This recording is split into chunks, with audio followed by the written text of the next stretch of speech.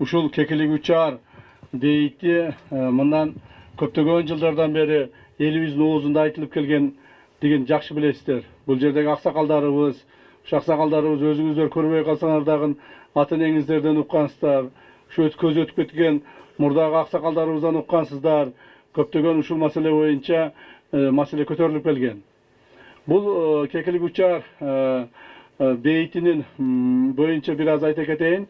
Өзүңүздөр жакшы билесиздер, ушул Куршапта, Куршап орустар Куршапская тюрьма деп койгон экен. Куршапская тюрьма деген бир түрмө болгон экен.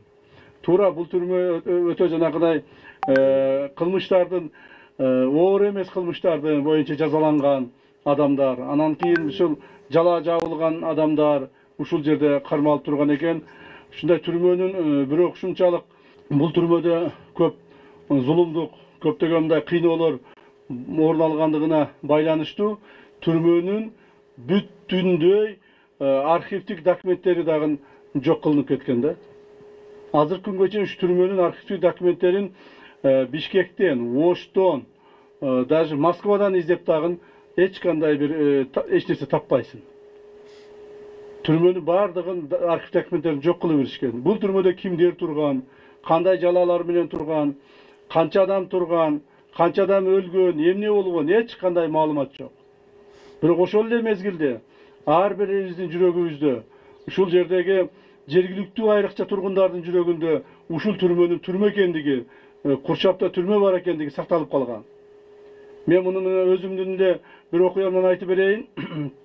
Мен атам Кыдырша ушул өзгөнгө келгенде ар дайым ушул чөнтөгүнөн бет артысын алып ыйлай берчү эле.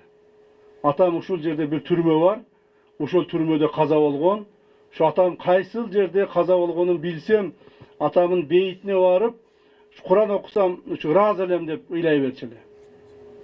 Ыйлай берчү эле. Мына эми биз чоңоюп билип көрдүк, көрсө өзгөндүн тегерегинде болгон эмес экен бул түрмө. Ушу Куршапта болгон экен.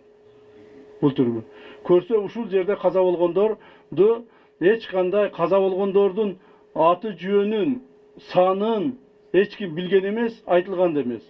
Буларды алып келип эле ушул чамасы ушу бир жерге баягы орустар айтып коет, братская могила деп коет го.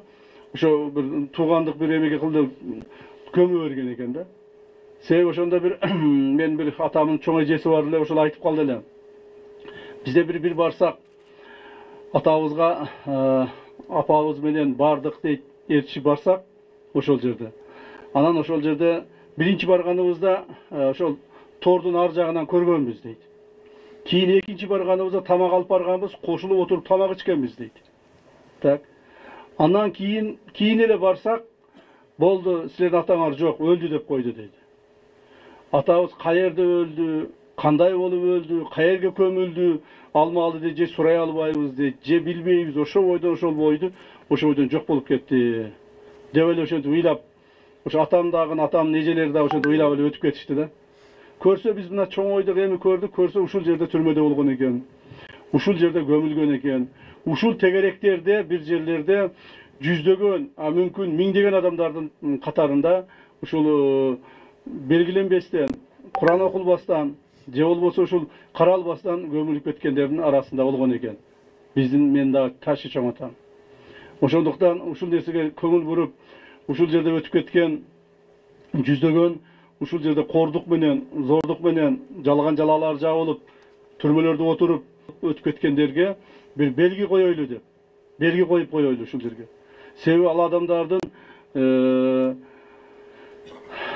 арбактары тынч болсун. Ал адамдар ошол түшүнсүн.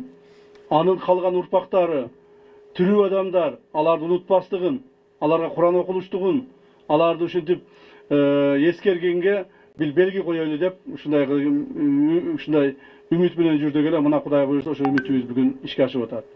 Демек, Кудайым Алла Таалам ушу бизге ушуну буйрган экен, биз ушуган мындай көңүл бурууга бизге мындай мүмкүнчүлүк түзүлгөн экен.